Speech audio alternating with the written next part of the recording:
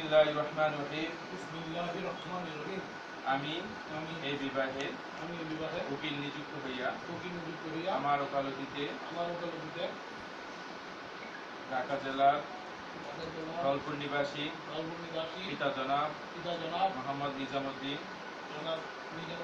মাতা শেফালী বেগম এর কন্যা শিরিন আক্তার আন্নিকে 10 লক্ষ টাকা মহারানা ধার্য করিয়া অলঙ্কার বাবদ 5 লক্ষ টাকা বাসিল দিয়ে 5 লক্ষ টাকা বাকি রাখিয়া উপস্থিত সাক্ষীগণের মোকাবেলায় ইসলামী শরিয়ত বিধি মোতাবেক আপনি মোহাম্মদ জাফর মাহমুদ পিতা মরহুম মোহাম্মদ জাহাঙ্গীর কবির, মাতা সুরাইয়া বেগম এর পুত্র আপনার নিকট শিরিন আক্তার আন্নিকে নিকাহ দিলাম, আপনি কবুল করুন।